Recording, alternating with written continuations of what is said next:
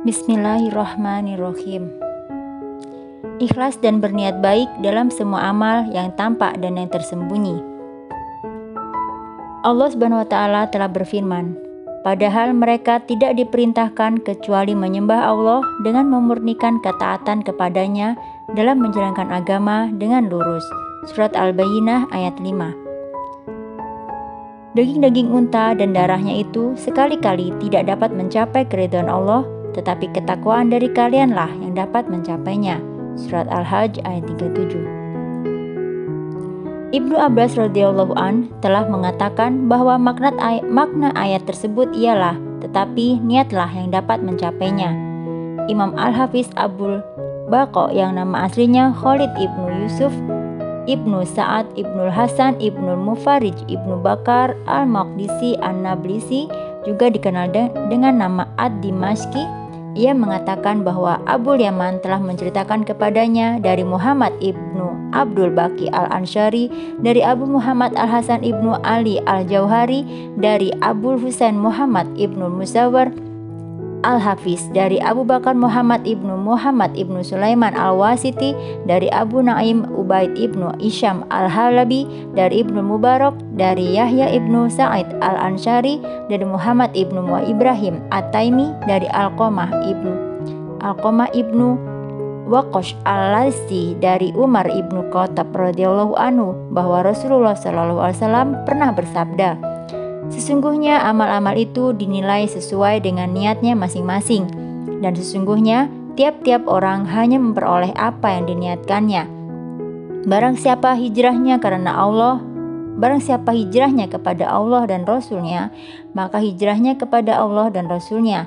Dan barang siapa hijrahnya kepada perkara dunia, niscaya ia memperolehnya, atau kepada wanita, niscaya ia menikahinya. Hijrah seseorang itu ialah kepada apa yang diniatkan oleh hijrahnya.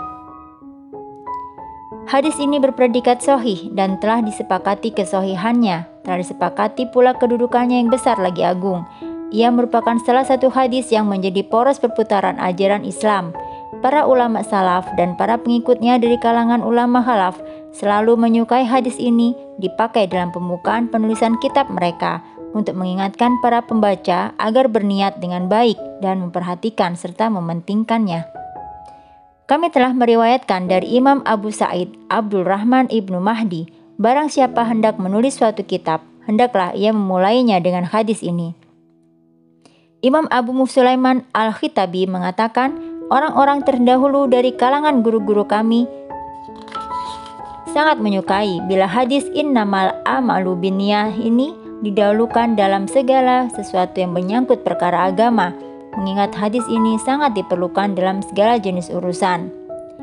Telah sampai suatu riwayat kepada kami yang bersumber dari Ibnu Abbas radhiyallahu an bahwa ia pernah mengatakan sesungguhnya seseorang hanya dipelihara oleh Allah sesuai dengan kadar niatnya. Sahabat lain mengatakan pula bahwa sesungguhnya manusia itu hanya diberi sesuai dengan kadar niatnya masing-masing. Kami telah meriwayatkan pula dari As-Sayyid Al-Jalil Abu Ali Al-Fudail Ibnu Iyad bahwa ia pernah mengatakan, meninggalkan amal karena manusia disebut riya atau pamer, dan amal karena manusia disebut syirik, serta ikhlas ialah bila Allah menyelamatkan dirimu dari keduanya.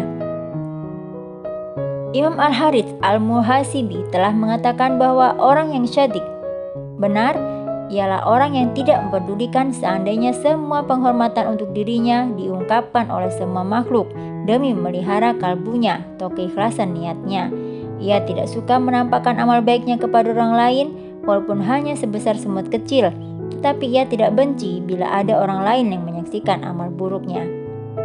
Hudzaifah Al-Mar'ashi mengatakan bahwa ikhlas ialah hendaknya seorang hamba seimbang dalam semua perbuatannya, baik lahir maupun batinnya.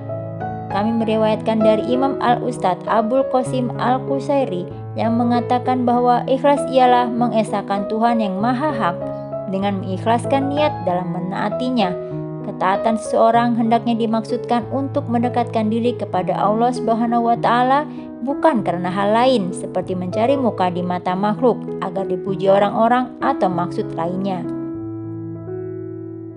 As-Sayyid Al-Jalil Abu Muhammad Sahal Ibnu Abdullah At-Tausuri telah mengatakan bahwa orang-orang pandai telah meneliti tentang makna ikhlas. Ternyata mereka tidak menemukan selain dari definisi berikut.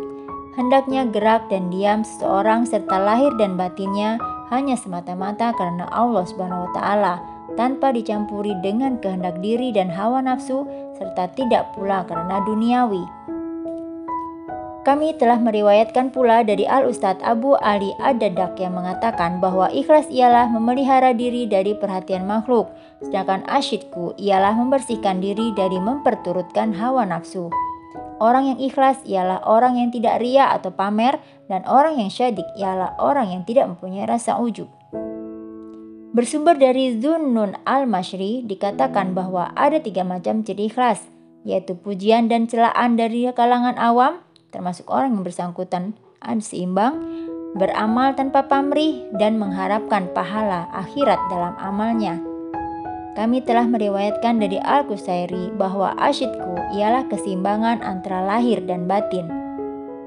Sahal at-Tutsuri mengatakan, seorang hamba tidak dapat meresapi sifat asyidik apabila bersikap diplomasi terhadap dirinya sendiri atau terhadap orang lain.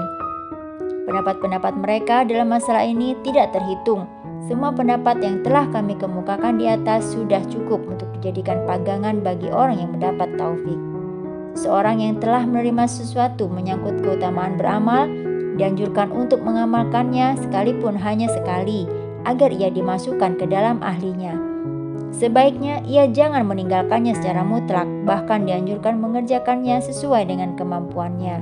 Hal ini berlandaskan kepada sabda Nabi Shallallahu Alaihi Wasallam dalam sebuah hadis yang telah disepakati kesahihannya, yaitu, apabila aku perintahkan kalian melakukan sesuatu, maka kerjakanlah menurut kemampuan kalian.